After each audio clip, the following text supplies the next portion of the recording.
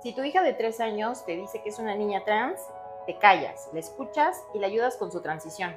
¿No estamos todos de acuerdo con eso? ¿No? Nope, definitivamente no todos estamos de acuerdo con eso. De hecho, te podría apostar y me gustaría pensar que la mayoría de los papás no están de acuerdo con eso. Porque, a ver, seamos claros, si un niño o una niña de apenas 3 años de edad empieza a identificarse como una persona trans, hay varias cosas, hay varias preguntas que los padres tendrían que hacerse antes de callarse y apoyar su transición. Las primeras dos preguntas que tendrían que hacerse es cómo carajo un niño o una niña de 3 años conoce el término trans y si es posible siquiera que lo entienda. Y las respuestas a estas dos preguntas son bien sencillas. ¿Cómo conoce el término? Fácil, porque un adulto se lo dijo. ¿Y puede entender el término? No, no puede entender el término. Porque los niños de 3 años no entienden el concepto de género, no entienden el concepto de sexo biológico y mucho menos entienden el concepto de transicionar entre uno y otro. Y tampoco entienden el concepto de identidad. Entonces, si un niño o una niña de apenas 3 añitos llegan y te dicen, me identifico como una persona trans, lo que está más que claro es que esta idea, esta frase, no es suya. Esta idea proviene de un adulto. Y ese adulto que le metió la idea al niño o a la niña de 3 años de que son trans puede tener todos los sesgos y todos los prejuicios que se te ocurran. Este adulto podría pensar que tu niña es trans porque le gusta jugar con camioncitos. Puede pensar que tu niño de 3 años es trans porque a veces le gusta disfrazarse de mujer. O puede pensar que tu niño o tu niña es trans porque se siente incómodo o incómoda con su cuerpo. Y es que aquí entra otro tema bien, pero bien importante y que a los activistas LGBT convenientemente siempre se les olvida mencionar. Y ojo, porque con lo siguiente probablemente van a intentar funarme y mucha suerte con eso porque me importa un pepino. Las infancias trans no existen, por lo que acabo de explicar. Porque salvo que se trate de niños superdotados o del curioso caso de Benjamin Button, no existen niños que puedan entender los conceptos de género, de sexo biológico, de identidad o de transición. Todos estos son términos que incluso para personas adultas son difíciles de entender. Lo que sí existe son niños y niñas con disforia de género. Y la disforia de género es un caso completamente distinto al fenómeno trans, aunque traten de mezclarlos indiscriminadamente. Y aunque traten de ocultar o tergiversar todos los hechos que a continuación les menciono.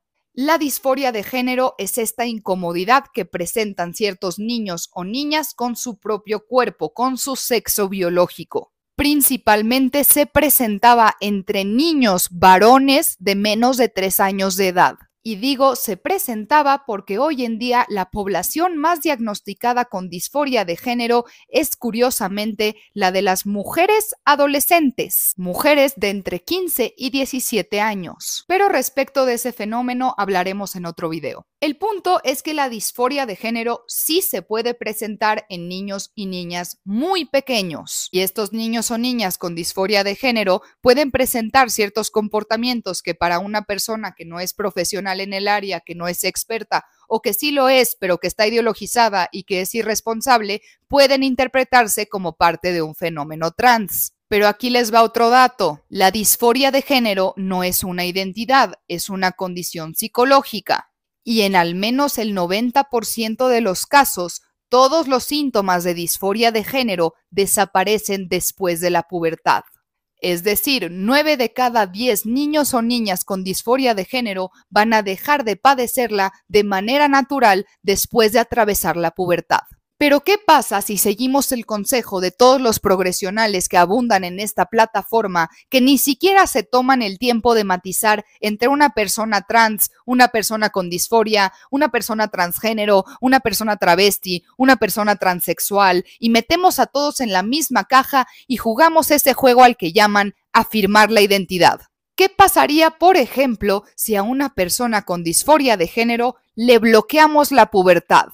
Pues en ese caso, esa persona no atravesó precisamente por el proceso que en el 90% de los casos elimina los síntomas de disforia de género. ¿Y qué pasaría si además de bloquearles la pubertad, los sometemos a tratamientos hormonales de afirmación de género? Pues sucedería que estas personas con disforia de género que no atravesaron la pubertad y que además se sometieron a tratamientos hormonales que cambiaron por completo su fisiología, pues seguirían teniendo disforia de género y además en algunos casos empeoraría esta condición. Y este es el enorme peligro de que los progresionales hoy en día estén más preocupados por ser inclusivos y por usar terminología políticamente correcta que por realizar un diagnóstico como se debe. Porque aunque en su diccionario progre diga que las personas transexuales, las personas transgénero, las personas travestis y las personas con disforia de género, todas caben bajo el término paraguas trans,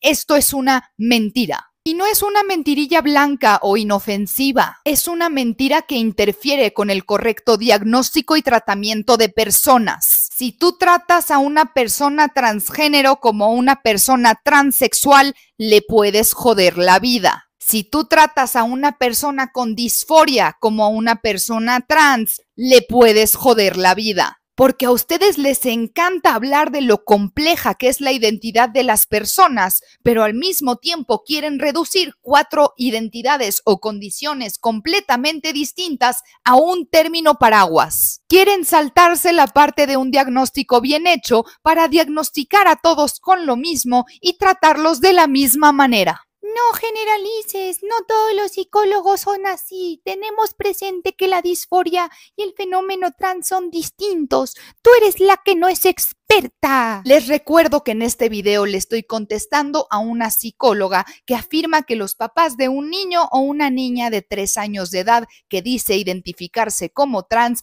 deben callarse la boca y apoyar su transición. Así que todos los psicólogos a los que les quede el mismo saco, pues pónganselo, y quienes no, pues no. Pero estos psicólogos que promueven la idea de que el papel de los papás ante una afirmación de este tipo proveniente de un niño o una niña de 3 años sea una actitud pasiva de callarse y afirmar la identidad de ese niño o esa niña de 3 años, están bien, pero bien perdidos. Y los padres que le hacen caso a ese tipo de psicólogos también están perdidos. Porque el papel de un padre o una madre no es solapar y apoyar cualquier cosa que se le pase por la cabeza a sus hijos. El papel de un padre o una madre responsable, inteligente, que no se deja llevar por la ideología en turno o por su propio narcisismo para sentirse super woke, es cuidar, proteger a sus hijos, incluso ante sus propias decisiones, ante sus propias ideas. De las cosas más importantes que tiene que hacer un padre o una madre de este tipo